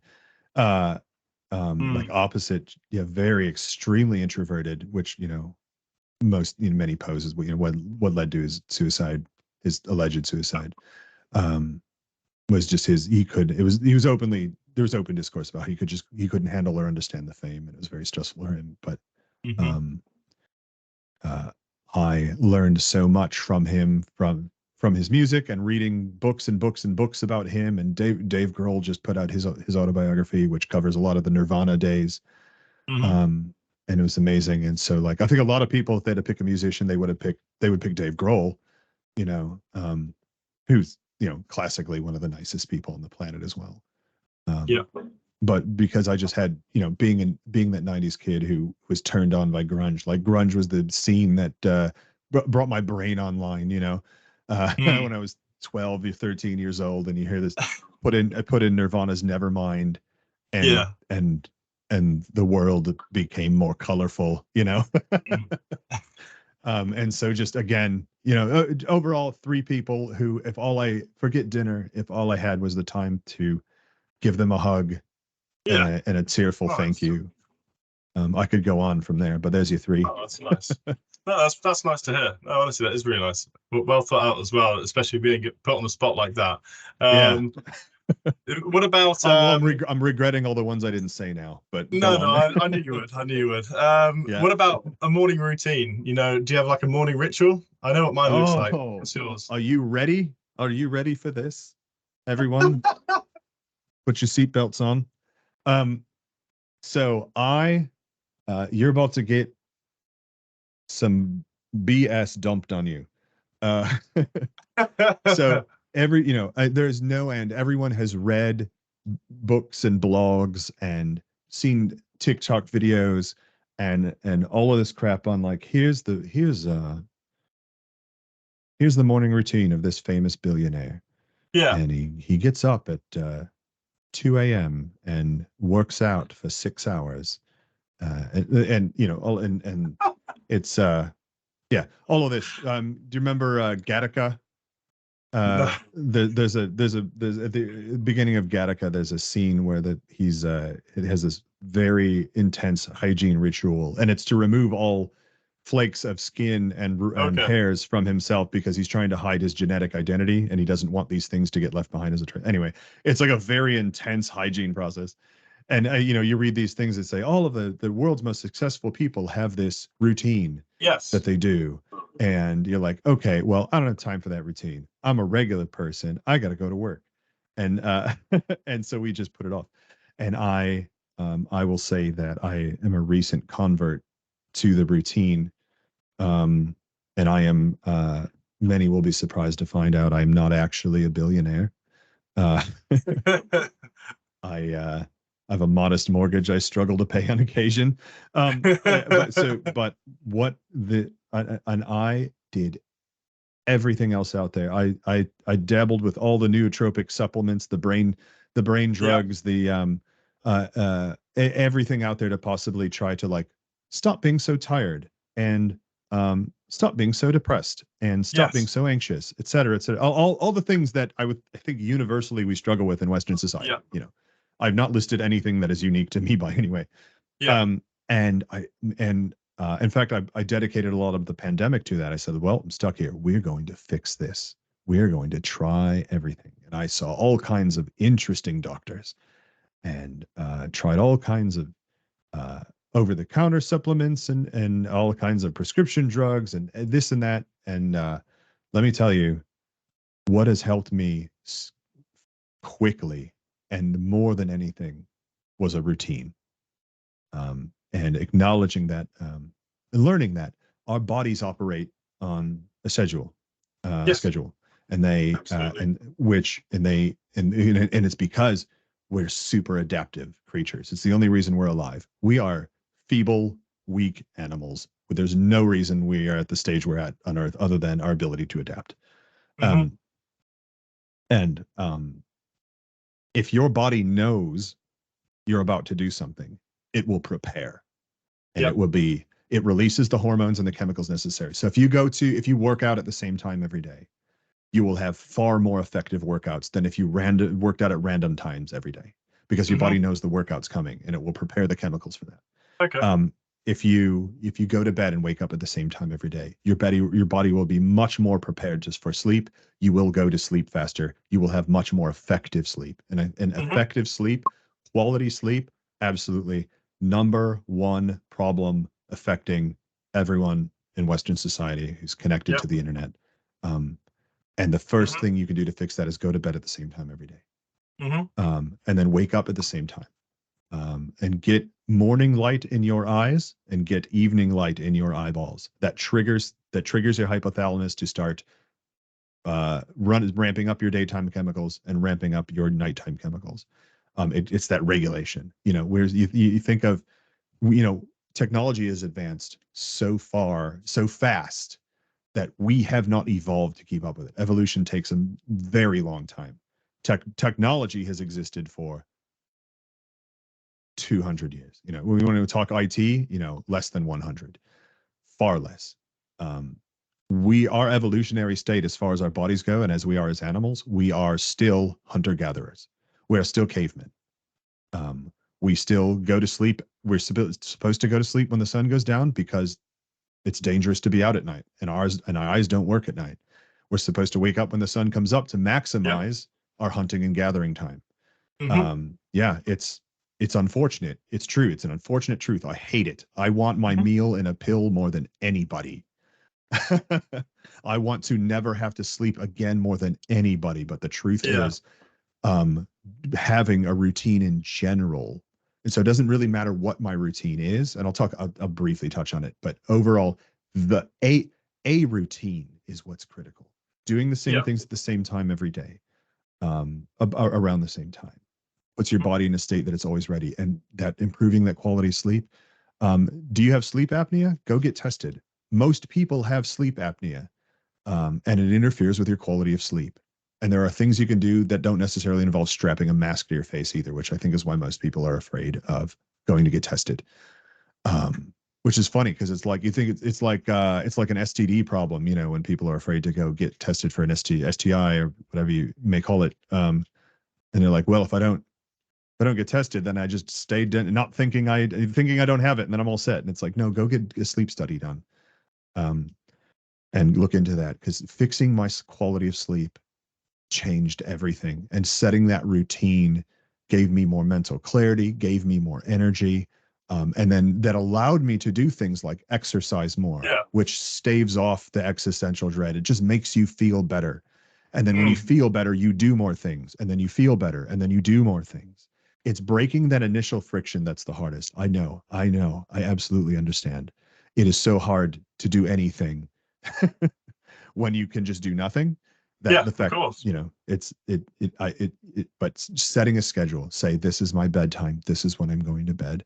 And Hmm. like, you know, the big problem with us IT folks is that we love to work until we can't keep our eyes open anymore. Yes. And if you are going to bed because you can no longer function, you stayed up several hours too long, and your sleep will suffer because, get this garbage, if you are too tired, your sleep quality will be much lower.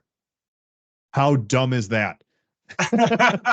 That's the dumbest thing I've ever heard. And it's the truth, and I hate it. So you Yeah. have to set a bedtime. And you know what?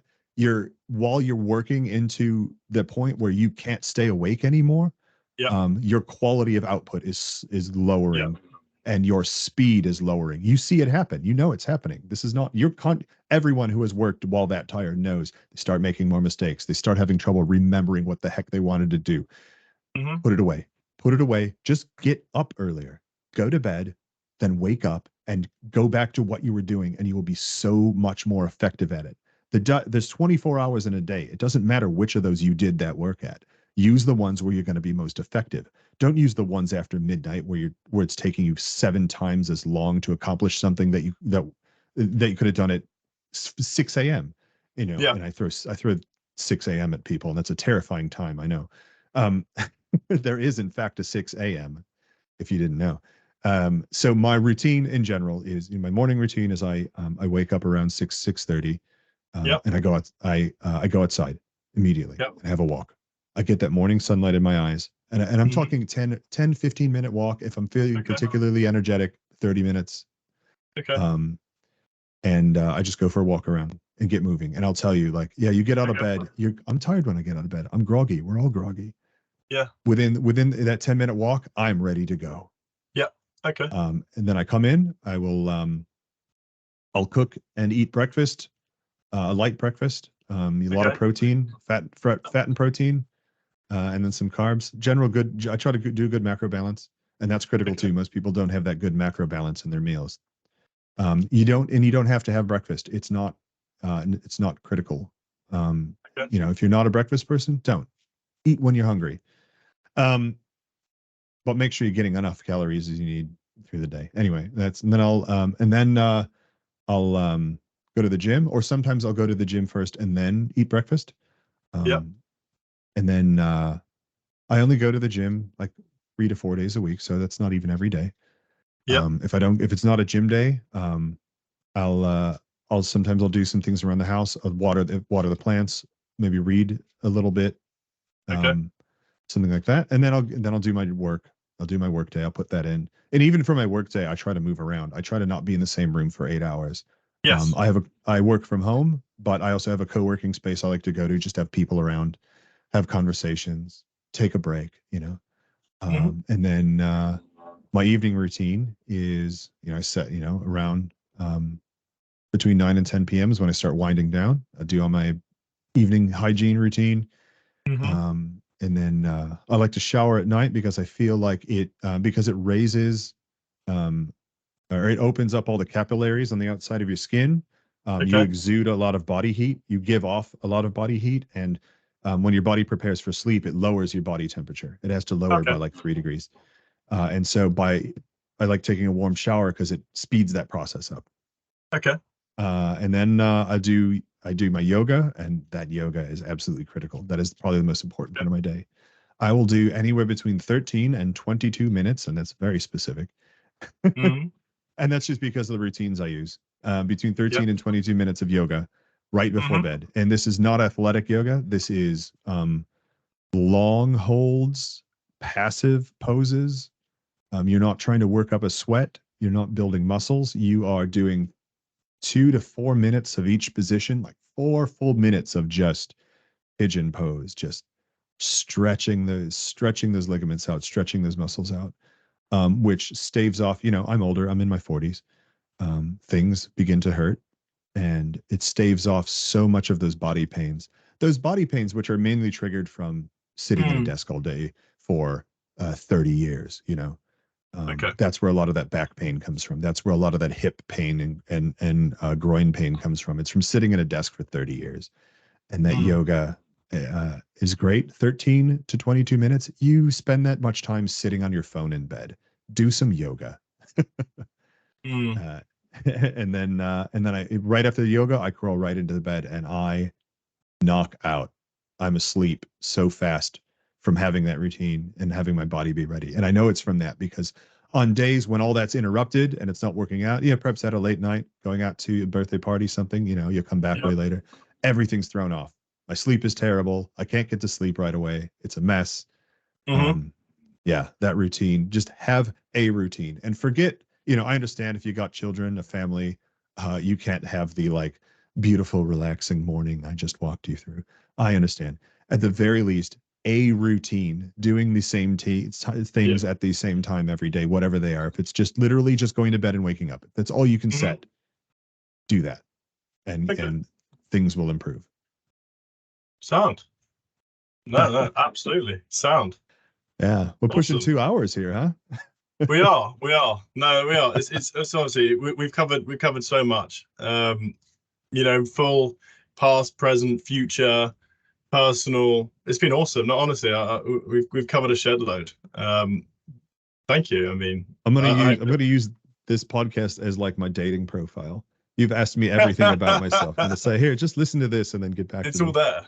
Yeah. I could go and write a 20-page essay. I know a lot about you. Right. No, thank you for sharing that. Thank you for sharing everything. Is there anything that you want to know from me? No, I don't I feel like I've taken up everyone's time No, no, too you haven't. much. Yeah.